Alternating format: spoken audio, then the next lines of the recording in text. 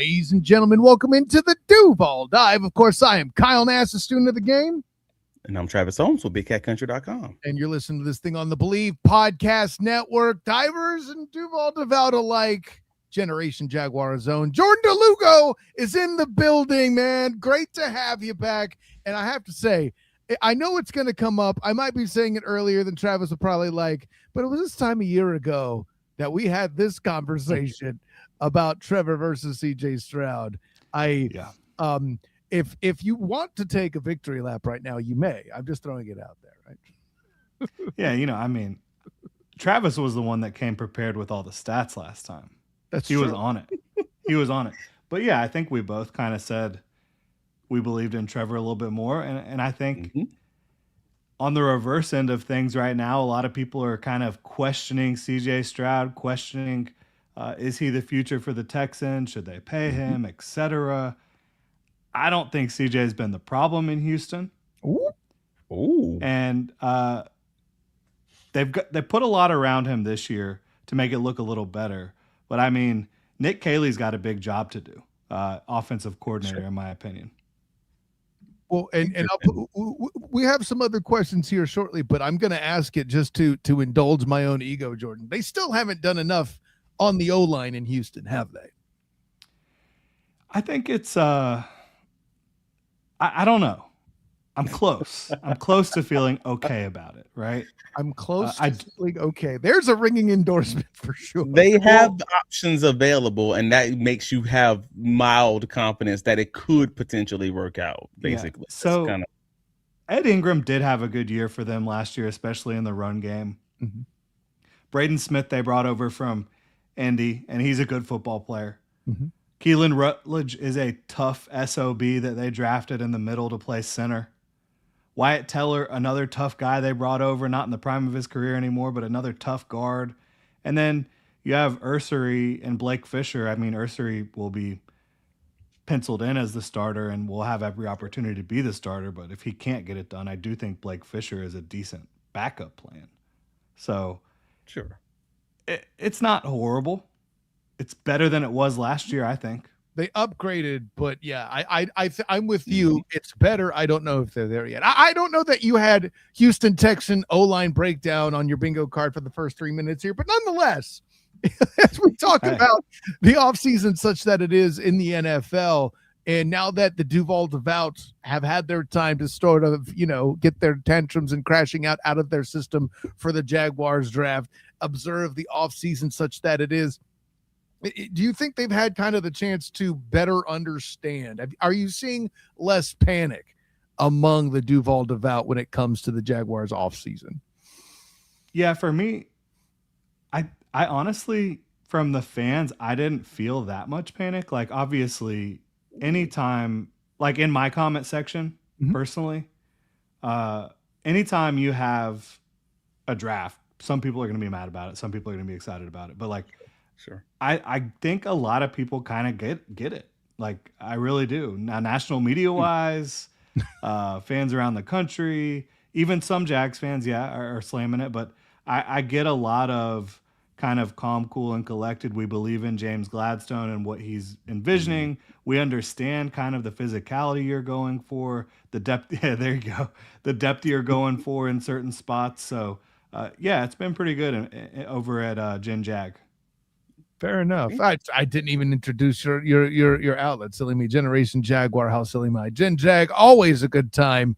I think you mentioned it. Okay, good. You mentioned it at the top. You're good. I thought I was a bad host. You did earlier. It's crazy because I'm like the dichotomy of all the different pockets of the fan base is always interesting. Where you the dichotomy, there's how many is like 5 or more anyway. the split between all the different parts of the fan base. Because if you only spend time on let's go with X or Twitter, then you're probably getting most of the negative and you're on and bashing. Or if you go to Facebook, you're getting all the old people scams, but also you're probably getting some weird bashing of the draft class. You go to certain YouTube pockets and you're just like, oh, it's all positive. You go to other ones and it's all negative, and it's just real interesting watching it. Like, oh, okay, so you're seeing not much of the vitriol or the negative parts of the reaction to the draft class. I see it. I see it, but it's like the same couple people. You Mm. know, it's not like consistently in my comment section. And I'm also just not on Twitter a lot anymore. I'm just That not. helps. It's not That worth helps my your time. sanity. Right. Let me throw up since you're here, Jordan. We're talking about the personnel such that it is Robert Lamberson in the comments. I heard from a birdie that the right guard is the best running blocker. With that said, who do you, Jordan Delugo, think that the best run blocker is? I'm confused about the right guard comment. I think that's a crowning of Pregnon. Over Wyatt Milam and over Patrick McCarry and over any other competition you think may exist, basically. Correct. There's been a lot of crowning of Pregnon. He played a lot more left guard in college. He did play right guard earlier on. I would like to see him compete at either spot. I mean, to me, Ezra Cleveland is a much better player than anybody you could pencil in at right guard. So I think your best possible outcome is if Pregnon can go win that job, because then you are talking about getting somebody who can play some bully ball out there. And Anton Harrison showed some ability to play some bully ball out there last year too. And I think you look at Van Lanen when he's healthy next to Cleveland, they were beating some people up too when they got on the field together at left tackle and left guard. So that would be, I think, the best possible outcome. But McCary's a professional too. He battled through injury last year, and obviously you have Wyatt Milam, who they drafted basically in the same spot that they drafted Pregnon the year before. True.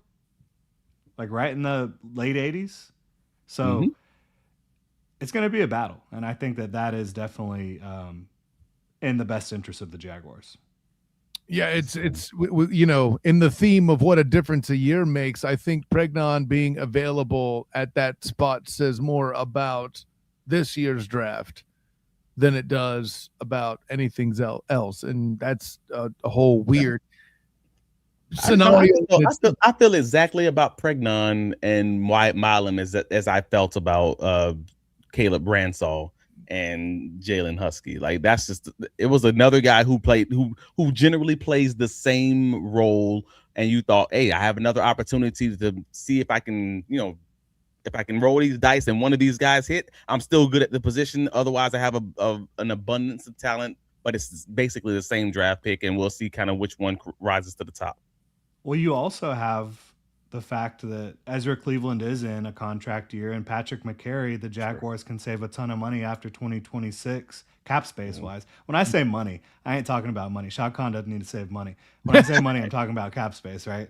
So they can save a lot of money by moving on from Patrick McCarry after 2026. So you could be saying, hey, these are our two starters in 2027. Fair enough. Right. That's also fair. And because what exists is what we now dub. I mean, we say tradition, even though it's been one season, right? But what we're seeing now dubs the tradition that is having as many people fight for a spot as humanly possible with talent under Jimmy Stone's there too. I think we've are observing at least that at the very least with this in mind. So with all that to be said, here's the thing: the framing of the inquiry that I have for you myself, Jordan, and of course, Travis has his own questions as well, I think, that are going to kind of build on it. The last year we had the conversation about how, CJ Stroud was essentially anointed the best in the South.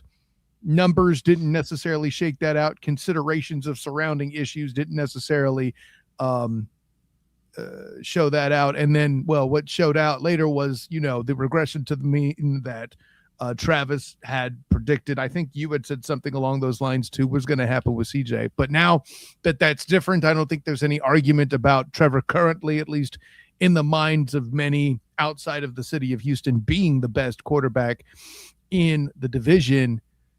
I think this year is more about, can he transcend and become elite?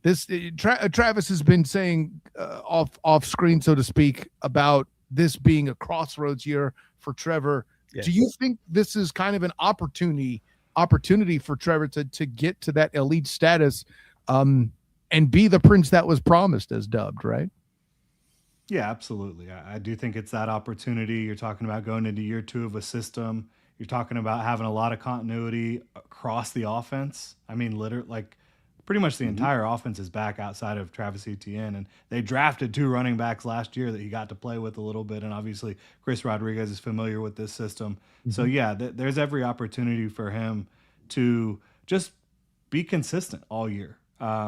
It was going to be difficult to do that at the beginning of last year, just with so much newness, right? Yep. In so many different ways, from his mechanics to the way he was,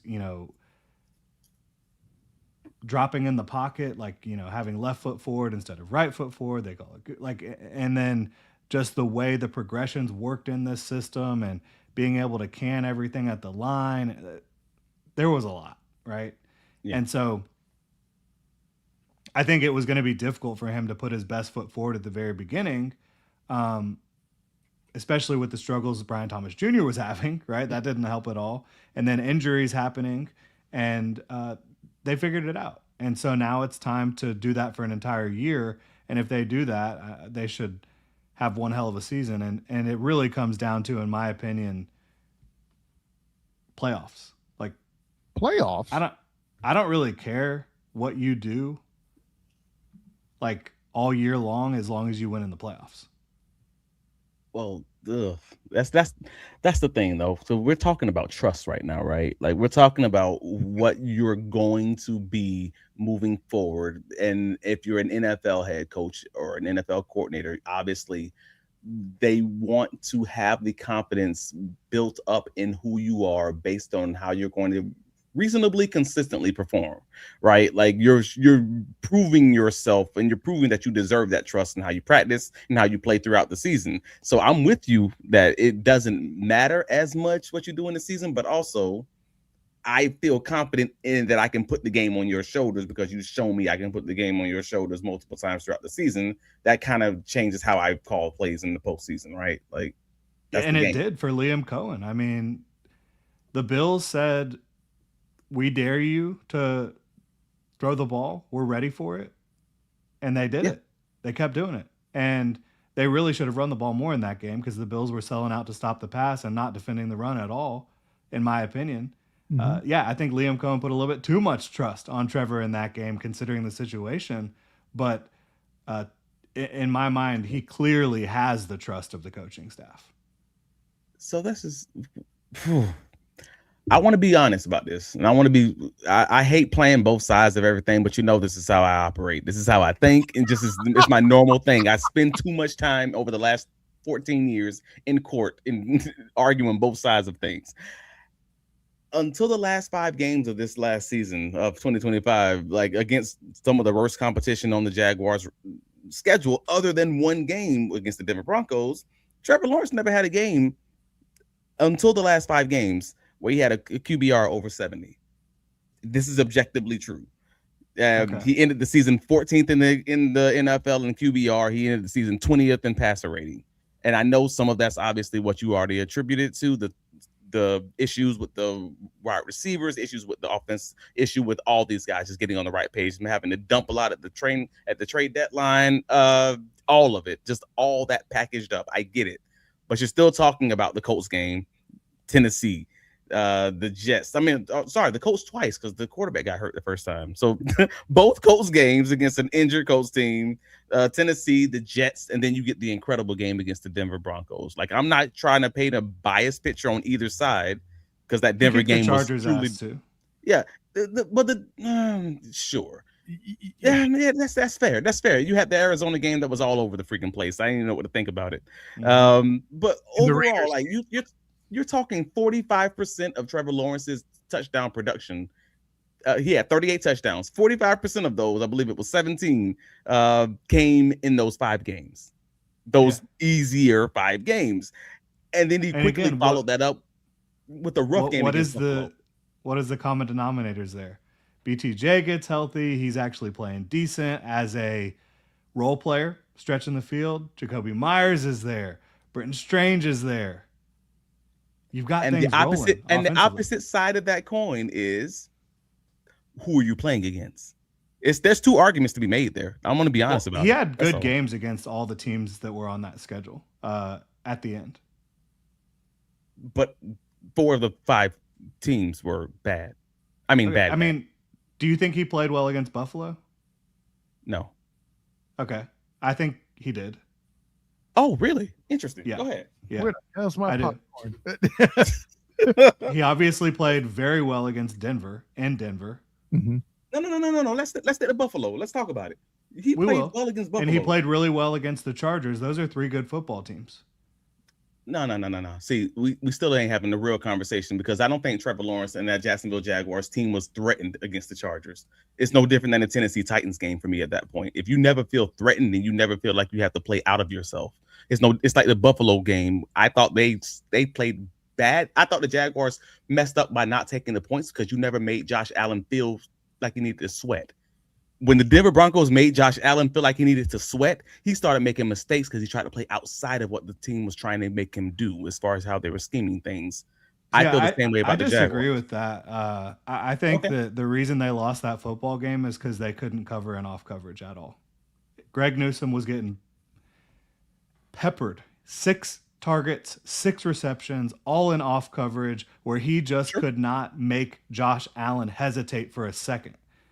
Sure. That was me. For me, that was the game, and not running the damn ball a little bit. So that's funny because in that game, if we want to talk about it, a major we can't only talk about how everyone outside of Trevor fails Trevor and then not talk about Trevor's accomplishments and Trevor's part of the hole that was dug, right? I mean, I blamed Trevor in the moment for the mistakes he made.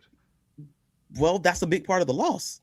Yeah, like if you're talking about I use QBR. I like QBR because QBR puts a lot of how much the win was contributed from you. So if it's a win or a loss, how much of this was up to you? That's why I always think like QBR. It was it above 70? Was it not? Because then that's a good general barometer of where this was because of you versus where you were just present there and getting a participation grade, essentially. Yeah. Like that's always my argument, if that makes sense. Yeah, I just don't really pay attention to QBR, so I can't comment on it that much. I got you. Honestly, I got you. I don't. But he has attention. All right, so I rewatched the QB School. They did a great breakdown of Trevor Lawrence's game, and I actually disagreed with them on a few things. And I talked about it on the Jaguars Discord at one point or another when we had a thread going back. And I'm like, all right, cool. I understand why Trevor Lawrence threw this ball late to Parker Washington because Parker Washington got bumped outside and he was in the same area as Brenton Strange on one of them. And there was a few passes where the wide receivers just were off as far as the Buffalo game was concerned. That their spacing was off, their timing was off, and it messed up with Trevor Lawrence's system as far as his drop back was concerned. I'm here for all the reasons why it didn't work, but you have some of those issues that were like, all right, cool. Trevor Lawrence has a rough turnover to a Mike linebacker where he's throwing it late in the middle of the field.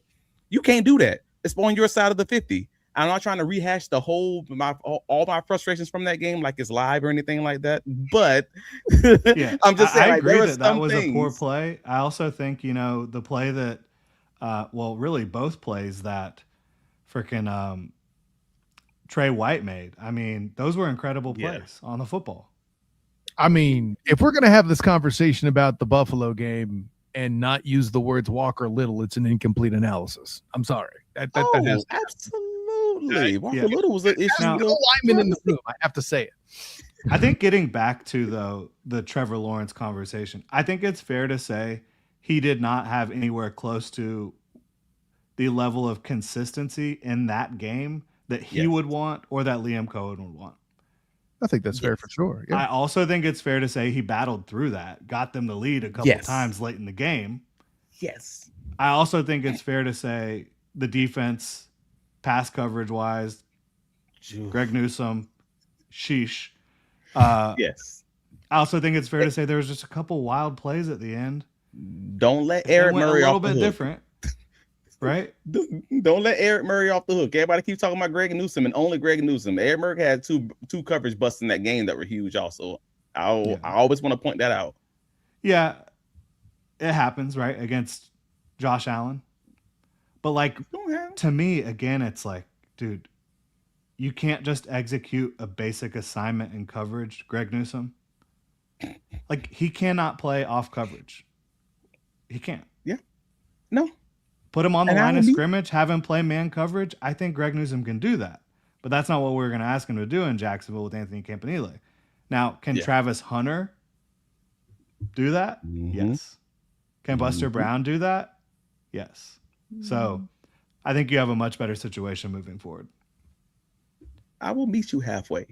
I will meet you halfway in saying no, seriously, because I actually do agree with him. I agree with him that they're in a much better situation. It's a bad thing. No, they're in a much better situation as far as the defensive secondary is concerned, as far as their ability to play a lot more press alignments and actually maybe even run with guys a little bit more to slow down the operation of the passing game and allow the defensive tackles and the edges to kind of make some noise back there for the opposing quarterbacks. I actually agree with them there. And Cohen and Baselli kind of finally both talked about that in the offseason. Like, because people keep getting on them about the dang pass rush, right? It's like, you can't get to the quarterback and they're getting the ball out in 2 seconds. Like, that's just not going to happen. They were second in the league in time to throw. Other than the Cleveland Browns, no one had the ball thrown against them faster as an opposing defense. Like, that was the stat. No one's talked about that. I'm like, dude, they got to get closer. I was talking about it all year. Like, dude. I was about to say, we have here too on the DuvalDive. Let's be clear. Sure. And I get that that's Camp's system, but when one of your starting corners can't do it, and then Buster Brown is missing some time, and Travis Hunter's obviously missing a ton of time. Like, that's Jordan trouble. Lewis missing time in important parts at the end. All of that, it's. I've never had the opportunity, Jordan, to use the phrase "breakfast secondary" in my life, and the Jags were not a breakfast secondary. This was a dinner secondary playing a breakfast system. And to your point, there were those holes, and that's, listen. You mentioned. As much as I want to take away, I don't want to say take away, but as much as I get less excited about the Charger game because Rashawn Slater and that O-line was a wreck of its former self. The main reason was you could win as a dinner secondary as well against Herbert for sure there too. I think that was a factor, so just seeing an instance where it worked well versus, where you needed a breakfast secondary, like in that playoff game. And I like talking about breakfast, I guess. I don't know. Well, I thought it was interesting that Jordan was like, hey, no, I think it's more important about what you do in the playoffs than what you do in the season. But then we get to a game where I was critical. I was more critical of Trevor Lawrence, not saying that he solely lost that game. I thought it was a team loss. I want to be very clear. I think everything that he's actually said that Jordan's laid out right now, as far as the defense, as far as walk a little, as far as walk a little, let's go back there. Walk a little, bro, was a mess all throughout the season. Like, he was through a mess throughout most of the season. Like, don't show me that damn play. I have to, man. There's so many bad plays that took place because this guy on the field, and this against Buffalo, the last. You better have Danielle Hunter on this highlight reel. It was so much. No, but the one that I thought was the funniest wasn't even a sack. It was just a regular interception that resulted from a spin move. And you got Walker Little's like just dying on the ground. And I'm like, bro, it was so rough. And knowing that you're going to have that guy. How about Jihad Ward getting home an inside spin? And I'm like, the only way that was okay, because that was the game where Walker Little got a concussion. Yeah. Maybe he already had something going on when that play happened. I don't know. Because if you got Jihad Ward doing that to you, like, I didn't even know he was still in the NFL. That was so. I'm willing to give you some sort of a pass, knowing that that's the guy you also have blocking for you as the playoffs hit, as the playoff game that we're referencing. And if that speeds up your timing a little bit, I fully understand. Maybe you're not comfortable with it, but that's also going to be the same guy who's likely going to be starting against Myles Garrett week 1. Or likely to be starting against Nick Bonito week 2, if you believe that Cole Van Lannon is not going to be healthy. That's the question that's up in the air. They've said that he's supposed to be good for training camp, so I think they say Cole Van Lannon's going to be good for training camp, full go. Yeah. I ain't heard that. I heard he's going to be Liam practicing. Cohen said all those guys, Lewis, Hunter, Van Lannon, training camp, practicing. At what level they're practicing is the question. If you believe the rumors of what the issue or the injury was, and I have my current beliefs, I don't believe he's going to be there week 1. That's just me. Well, I think that is completely speculative. I don't think absolutely. it's fair to say he will or he won't be. Sure. Oh, absolutely. And I'm willing to openly lean into letting that know. Hey, that is my belief. That is simply my belief, not based on anything that I've heard. I'm only telling you if you believe what the reports have put out there, which is that the injury was a certain injury to a certain knee. Yeah. Then you generally have a timeline of what that looks like. Can we also say there's no question Walker Little had his worst season? Yes. At left tackle. He actually played pretty good at guard. I like his guard play too. He's the only issue with his guard play is his contract at that point, right? Right. Well, yeah. Fair. Is it possible that Walker Little plays better? Oh, absolutely. He has the opportunity to, but he's gonna have to earn that. He's gonna have to earn that trust.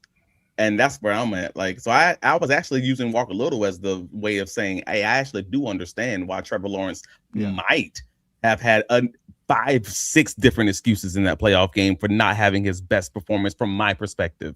Whether or not we land on different sides of the line on how much we say that was or wasn't a good game.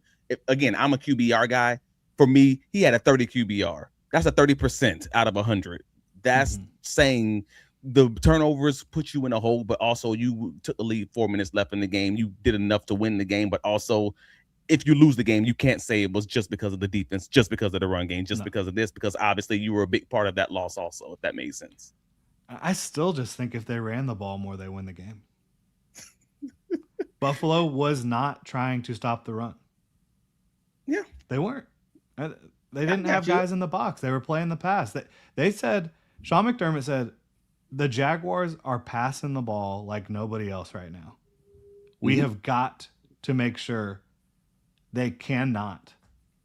But they didn't do anything so crazy special. They played a boatload of cover, 2 high safeties on first down, and then they shaded the safety with a lot of cover 3 lurk or a lot of cover 3 robber. They shaded the safety to Brian Thomas Jr. on most of the third down conversion. That was it. Right. They had guys making plays though. And they were, can you say that they were playing coverage though? And they were, clearly. I think we never threatened them deep. And I said it immediately after the game. I didn't have to rewatch the game a second or third time to come to that conclusion. And now I've watched it 5-6 times. And I'm like, yeah, I was right.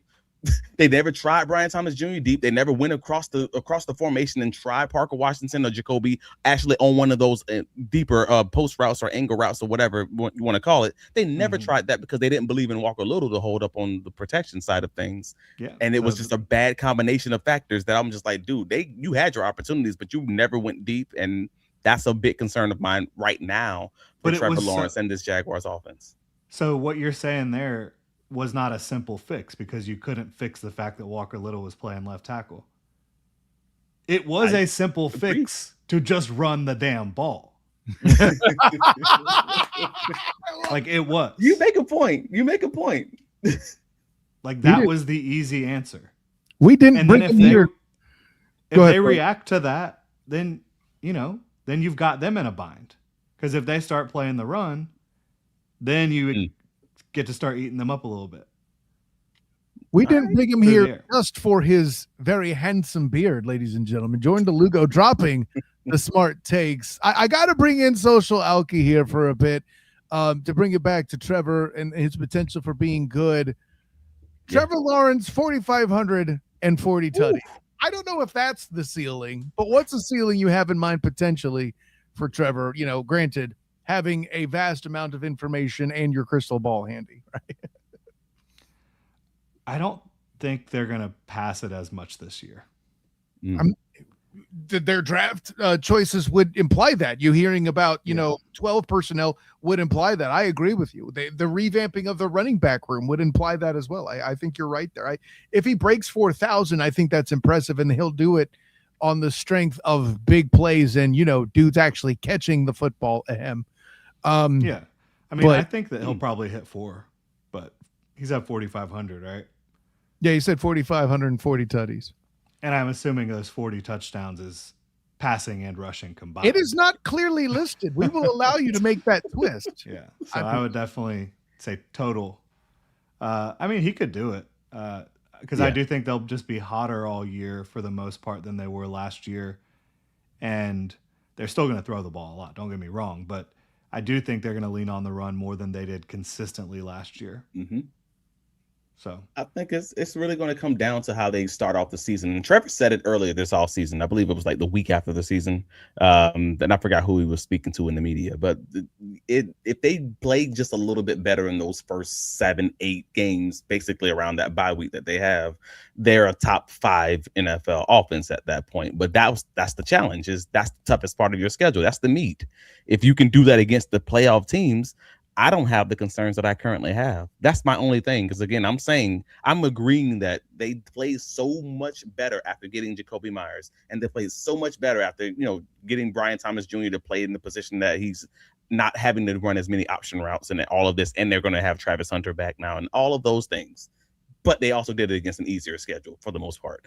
And I think that there is two sides of that coin, and trying to figure out what this team's going to be against playoff caliber teams like the Rams, like the Seahawks, like the Broncos. Well, we've seen the Broncos, but you know what I mean. Like the Bills. I mean, they gave the Bills everything they could handle. I mean, that game could have flipped multiple one little moments that could have changed the outcome of that football game. Sure. But I'll go with 40 touchdowns in less than 40. I didn't think the Bills were a good team. I thought the Jaguars should have beat. I said it going into the game. I don't know if y'all remember. I think the Bills should have won their. I think the Bills should have won their next game. They should have won their next game. I think they were the better team. Yeah, they didn't play. That's the thing. We talked about that too a little bit, Jordan. Like Josh Allen came out and didn't play hero ball. He managed the football game against the Jaguars and did the exact opposite the next week. So I think you're right there. If he comes out and plays because they had a lead and he just started doing crazy stuff, fumbling the ball and all this other stuff because he felt the pressure. Yeah, and James Cook was fumbling the ball. And then I just think there was some crazy calls officiating as well. The catch, non-catch, and all of that stuff. Yeah. So I mean, that's fair. Well, overall, I have my concerns, but I'm willing to acknowledge that I'm right on that line. It's not so dissimilar to the whole CJ Stroud, Trevor Lawrence conversation that we had 10 months ago here on this podcast. Like, I told folks the regression was coming for CJ Stroud. I called that a year out. It's just how the math told me it was going to happen. I'm still, to your point earlier, I'm not out on CJ Stroud. I just think he's going to be better than folks thought he was last year. He's based on his surrounding cast. Just like Trevor Lawrence, I think he's at a crossroad. Is he going to be that elite guy, that top 3 to top 5 NFL quarterback? Or is he going to be the roller coaster that we've been used to seeing where you get 7 games of elite play and it's a legitimately elite 2022 end of season, and then you have a rough start to the season in 2023 where you don't know what that is? What is Trevor Lawrence, or who is Trevor Lawrence is still up in the air. Trevor crushed it at the beginning of 2023. He fell apart down the stretch. He was. He was carrying that team. They were 8-3. They were about. To be the number one seed in the playoffs before he got hurt. We can't do this. We can have a conversation about the record, sure. I'm okay with that. But we cannot have a conversation about what we saw on the field, because we watched those games. If you're in the fan base, we watched those games. And in 2023, the record was great. The play on the field offensively was not. We cannot say that. You had the issues with, in my opinion, the utilization of, somebody who's a Tennessee Titan right now. But, right? In my opinion, Trevor Lawrence, to start that season, he was playing lights out before he got hurt against the Bengals. He was solid. And then the Bengals game was good though. I'm not trying to go too far on the side of the, like, I can acknowledge a dude having an elite game or an elite stretch and then he's back down the next week or whatever that looks like. The inconsistency for me is always going to be a question until I can see more of it. His numbers were excellent. I think you want to talk about QBR and stuff. His numbers were excellent before he got hurt against Cincy in 2023. But that's neither here nor there at this point. The point is, go ahead, Jordan. The point is he's got to do it to start 2026, and he's got to do it throughout 2026. Right, and but he's done a good job of rewriting the narrative, though. I think he will, by the way. I absolutely Yeah. think he will. I mean, with Liam Cohen and all the talent that's around him, I think he's in for a good year, a really good year. And I think the defense is going to be Social Alki is telling me that I have a bad memory. That's cute. Go back and watch 2023. I just remember. I see the thing about me is I'm good at remembering the feelings. I might not remember exactly what happened, but I'm like, no. I don't know. I'll have to look back at the specific stats, but I remember walking out at, we were 7-8 games in, and I'm like, I'm so happy that the record is what it is, because I remember feeling like, ew. I'm so happy it worked out, but also we're talking about this with W's because it didn't feel like it was operating in the way that it should be. To me, it felt that way about the offense. It did not feel that way about the quarterback play. The offense was clunky. Trevor Lawrence was playing good football. Okay. That's an interesting line of, I guess, demarcation, I guess, that we can have there. Because I don't know how to feel about that, because, again, I have to go back and relook at it just to even come to a real consensus. But well, and we mentioned Liam Cohen and all this. It's certainly the polar opposite to what Trevor Lawrence came into the league with. And Lou Man in the comments, apparently somebody with Titan in their thumbnail can do something right. He thinks he is 7 games under 500, and you and I were talking about this the other night, and I think you have the graphic here. Take away Urban Meyer. The Urban Meyer effect. Yeah. Yes, it's the Urban Meyer effect. Right. Absolutely. He has a 524 win rate without the Urban Meyer year. It's just the historically bad coach. I mean, if you're including playoffs, 10-9 in 2022, 8-8 2023, 2-8 in 24, and 13-5 last season puts him at 33-30 overall without Urban Meyer. So like that tells you everything that you probably like. That tells you everything that you should know as far as who Trevor Lawrence is, if you're not talking about, again, a historically bad botch job from his first NFL coach who didn't really know guys on the roster pretty religiously. I mean, Robert makes a good point here. What's that?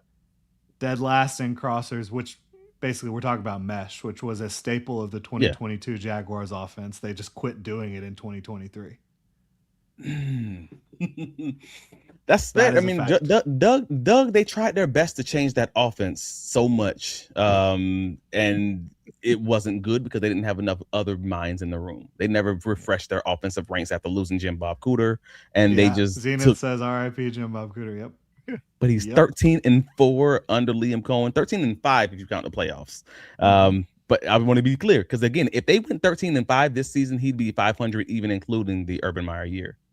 Somebody in the comments on the YouTube actually pointed this out to me, and I started getting the numbers together. Lou said it too tonight as well, mentioning that.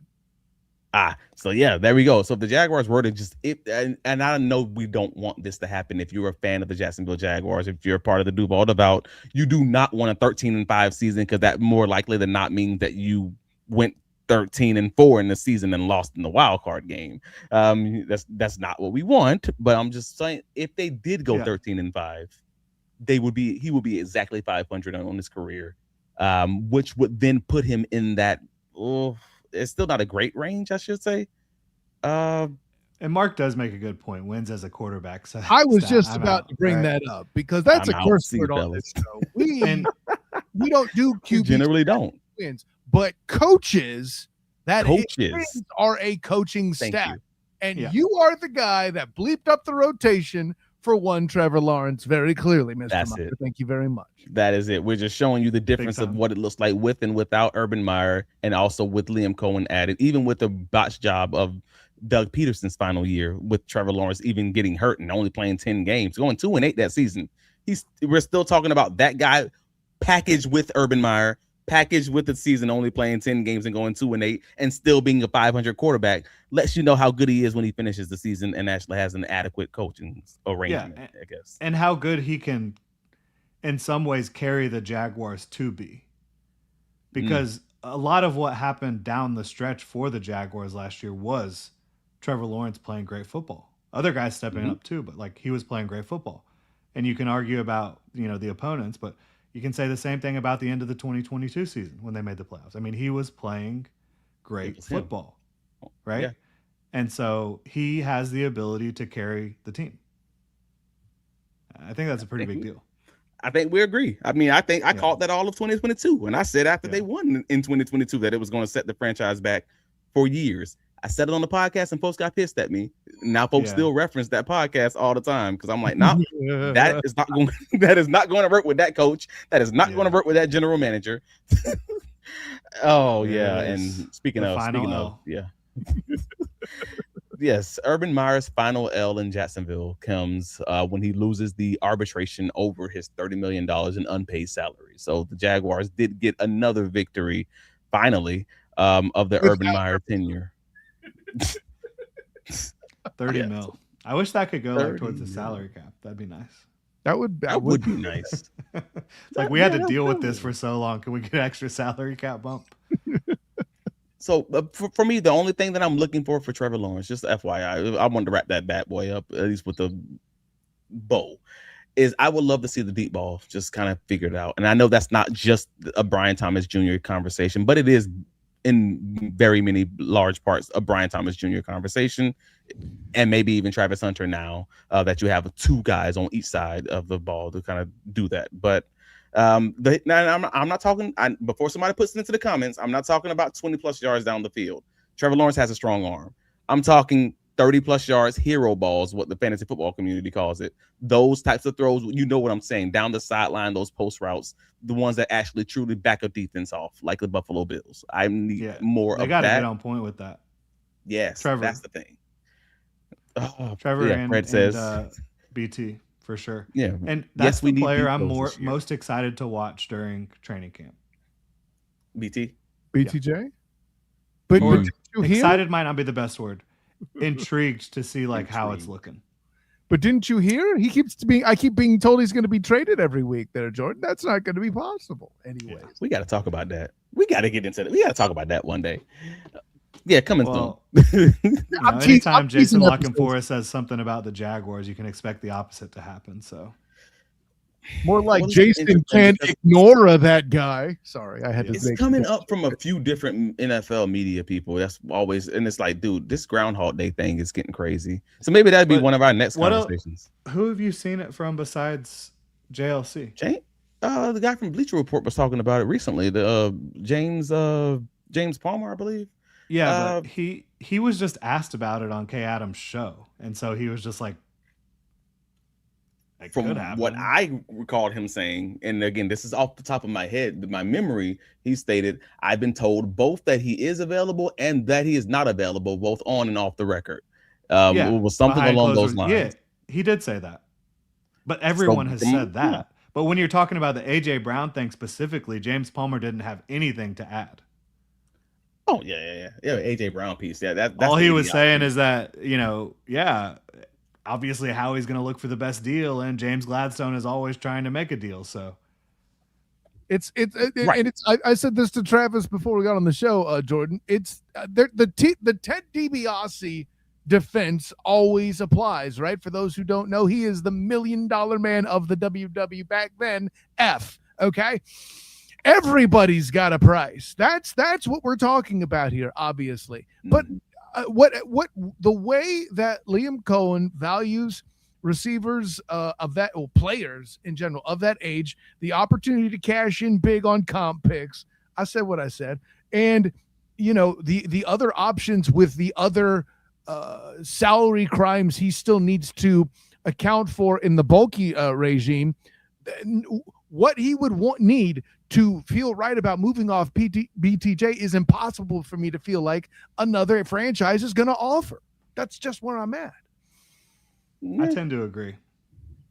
I generally agree. Again, I don't think it's something that they would do, but I also don't disagree that it's something that would at least be on the radar of a general manager like James Gladstone, and also that there is a race that's happening, and I'm trying my best not to. I'm not going to ruin the show content because I've already made my decision in my head. We talking about this on Monday. Yeah, we gotta have this conversation.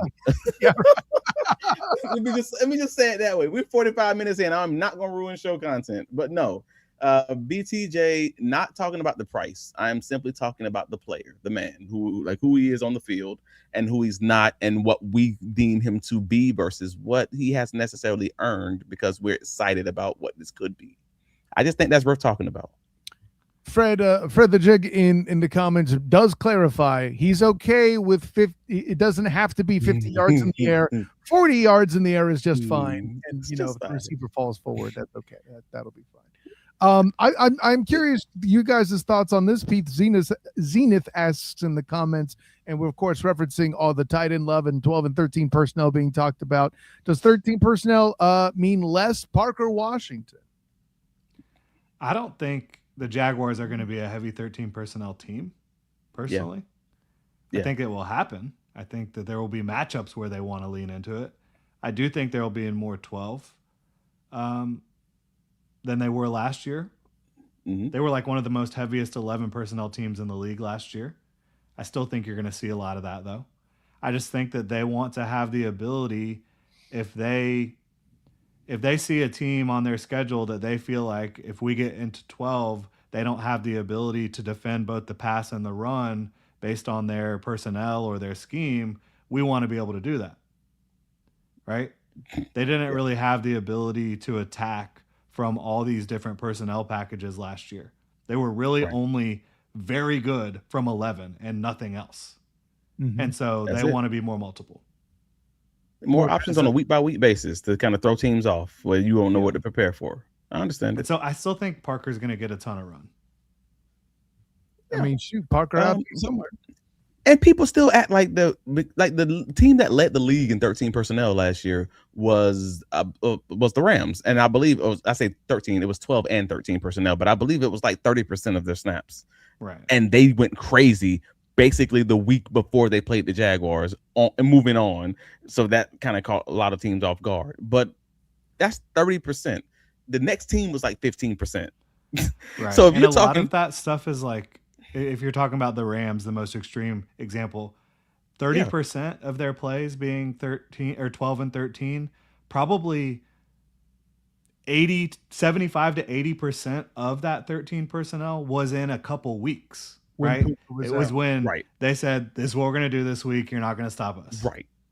They were playing near full games, just like the Seahawks did against the Jaguars. It was like nearly 75% of the dang game in the same 12 and 13 personnel. It was like, oh, okay, cool. So then in the rest of the weeks, it's 80% normal, 11 and 12. Yeah.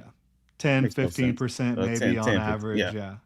Our favorite frenemy in the comments, Timmy Devil asks, I just want to know where the TDs are coming from. Who replaces Etienne's production? I think the answer to this is Moneyball, gentlemen. I think the answer comes in the aggregate, right? And some of that aggregate, by the way, I believe comes in the form of tight ends, right? At some point when you go to 12 personnel, you're featuring the run, sure. But what got the tight end to be cool in the first place all those years ago was seeing a dude big enough to knock you the beep out, run at you a few times as a linebacker. Then when you flinch, he cuts outside and he's wide open to catch a pass. I think that some of that touchdown production comes in that form. I think in this world, the Jaguars receivers catch a bit more, catch the ball more often. At least we're all hopeful because drop footballs are bad for anybody watching the game. I'll just put it that way. And then, listen, call me crazy. I've said it before, Jordan. I'm kind of curious your response so I could try it on somebody else other than my personal champion here. But I think C-Rod is what Tank Bigsby was supposed to be made real in this offense. Yeah, I mean, I think Bigsby at time lacked vision and just like the right patience and just like the feel. I think Rodriguez has that for sure. Yeah, so when it comes to replacing the touchdown production, it will be by committee, and I think that the running back room will be by committee almost every week. I mean, I don't think it's pretty clear that Chris Rodriguez is your in between the tackles, run the football back. Bashal Tutin gives you a little bit more versatility. Get outside, catch some passes. Then Lee Quint Allen is clearly more of a third down back. I mean, it's cut and dry. And each one of those guys is going to be asked to do different things because they can't just be completely predictable. But That's how it's going to be. And so who replaces the rushing touchdowns? I mean, Trevor Lawrence had more rushing touchdowns than Travis Etienne. Etienne had Etienne had the including the receiving playoffs, touchdowns. he had 7 receiving touchdowns, right? Yeah. Something like that. More than any receiver. Yeah, and I think Tootin can do that. He can catch the football. LeQuint Allen can catch the football. Wasn't Tootin's first professional touchdown, in fact, a pass anyway, right? Yeah. And I mean, he had a hell of a catch on a touchdown that was not a very good throw by Trevor. He had the full extension, had to go get it. I remember that. Sneak into the end zone. Mm-hmm. Have you given your opening prediction for the season just yet? Record? Yep.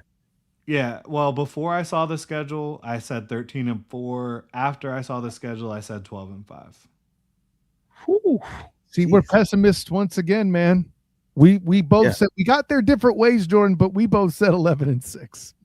I mean, that's not pessimistic. That's playoffs. Playoffs. That's not pessimistic. That's playoffs. That's the general point. I like that. And see, that's the thing. The smarter people in the room, whether it's Jordan Delugo of Generation Jaguar, whether it's T-Wig of Locked On Jags, are all kind of saying the same thing. And I think you and I hinted at it. Heck, in the middle of last year, there's a world where a worse record next year still means a better team because you're playing a first place schedule because other teams got better and all of that. So I hate to bring this up, but I'm an honorary member of the Duval, so I have to point out misery such that it is. The Arizona Cardinals game was a thing. The Raiders game was a thing. You beat the Chiefs on a play where Trevor fell down first, for Christ's sake. I mean, there's so many things that could have knocked this beast back down to 10 games. It's all I'm saying. Well, you could go the other way too, with the Texans game. Right? Yeah, the Cincinnati game. For sure. Cincinnati game. They should have won that game for sure. I ranted about that. You are the pass interference that wasn't a pass interference against the San Francisco 49ers. Yeah. Oh, yeah, you're right about that. Well, they beat the 49ers. I'm just saying the Travis Hunter pass interference that really wasn't pass interference at all. That was an interception. That was the one against the Bengals, right? Wait, no. We've referenced both plays, so we'll start with the Bengals. I went on how many minutes of rant about that as the non-fan / non-defensive player on the panel. I was miffed, Jordan. But I think what he's referencing is the Niner game. There was say it again. I'm getting it was like the cornerback had Travis Hunter held basically like this, but he didn't at all. And then he ended up throwing an interception, and I'm like, oh, that was a bad. Like I'm always gonna be pro DB for the most part, but I was like, oh, Jacksonville got away with one, and I'm happy they did as a fan of the team, but also can objectively call the game. I'm like, yeah, that wasn't PI. And the Jaguars got away with that because that would have been an interception on the other side of the 50. Okay. I was just like, all right, cool. Yeah, you got to tell me when you're talking about Travis Hunter, the receiver, or Travis Hunter, the corner. That's a good point. I was thinking that you were saying that Travis Hunter got a pass interference on defense against the 49ers. Oh. I do not remember that. It would have been an interception for Trevor Lawrence because he was trying to wait for Travis Hunter. The DB comes from the inside out, gets the interception. No, I remember that now. Yeah, and I'm like, for sure. So 12-4. Check that 12-5 because math compared to our, and I'm air quoting because I'm making a dad joke, pessimistic 11-6. There you go. But and see, that's the thing. This is a rough place to be though, because there's still some elements of the O-line that I think are kind of the biggest question. This will be the last question for me because I know we're coming up on an hour. I mean, the Duval divers are killing it in the comments, and that's how I forget how time goes sometimes. But the O-line still gives me some nightmares, Jordan. Okay, and I know that a lot of it depends on Cole Van Lanen's health. Completely agree.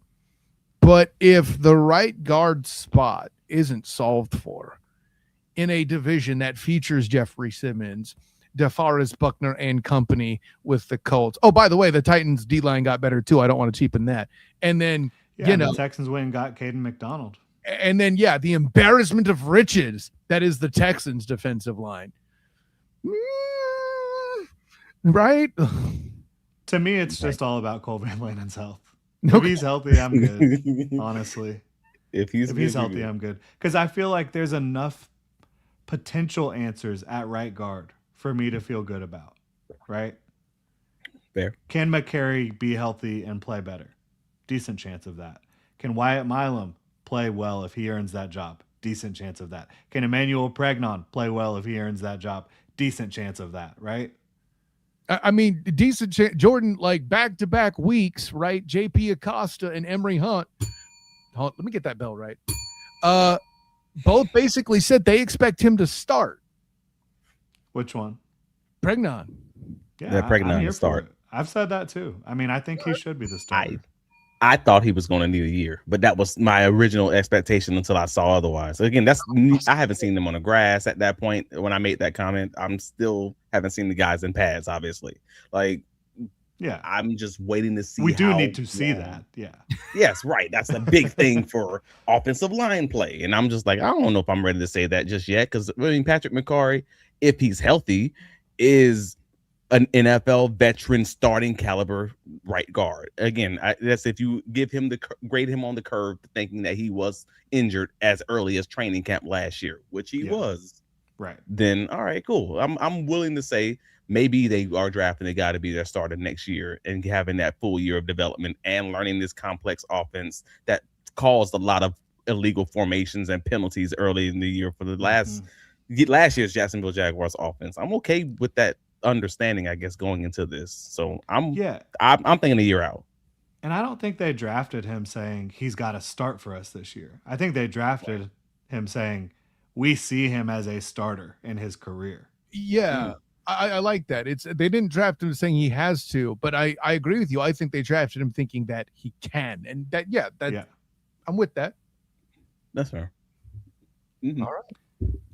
Well, we're at darn near an hour. Jordan, great stuff as always, man. I listen, and I have to be honest. Every time I have you on, I should say, I always go, we should have him on more. Every time. Schedules are tough. This hour flew by. Yeah, man. A fantastic time. But Generation Jaguar, Jordan Delugo, tell the world where you could be found, my friend. Yeah, just I'm still on Twitter. I'm just not tweeting all the time. But just check out GenJag.com or check out our YouTube, GenJag, or Spotify, Apple Music, wherever you listen to your podcasts, and tune in. We'll be there twice a day, pretty much every day, every weekday, that is. If there's any news on the weekends, we'll be there for you too. The man knows how to instant react. A man after my own heart. Travis D. Holmes, tell the world where you can be found, my friend. BigCatCountry.com. If you like to read, and actually, if you don't like to read, hire your local librarian to come read to you. Per PT phone home. We are here for it. I am leaning into this new thing where I say, if I put it out there, or if anybody from Big Cat Country puts it out, just click the link. If you don't like to read, I don't care. Click the link and scroll. Just help a brother out. But yeah, BigCatCountry.com, Travis D. Holmes on all the socials. And if you're listening to us on the YouTubes, please click that like button. I see how many of you are here. If each of you click that like button, it helps us out tremendously, and it costs you nothing. You're already here. We appreciate you guys so much. Throw a chair at the like button. I like it. Yeah. Tickle the like button. Whatever you got to do, man. Just make that thing click. Yeah. Thank you. Appreciate you. But yeah, on the audio side, please rate and review us 5 out of 5. We appreciate you guys, man. And we got the mailbag coming up next. So let us know what you guys want to talk about. We'll start racking this thing up and talking about whatever it is that you guys want to kind of lead the conversation. But let them know where you can be found, bro. Of course, I'm Kyle Nash, a student of the game. You can find me on Twitter, Instagram, Threads, and Blue Sky at the SOTG. Find me on Facebook as a student of the game. Check out my writings with UCF Night Zone, covering UCF football, basketball, and otherwise, as well as Locked On UCF and my work covering the UFL with the Storm Surge podcast. BP and I covering a playoff team in their inaugural season there. That's a fun time, as well as my coverage of the Orlando Magic when they're actually playing. Well, so with all of the above being said, thank you so much to Generation Jaguars, Jordan Delugo, for your contribution today. Both the most soothing and among the smartest of the media folk out there for the DuvalDive. Of course, my personal champion, Travis D. Holmes, for all you Duval divers still rocking it in the comments.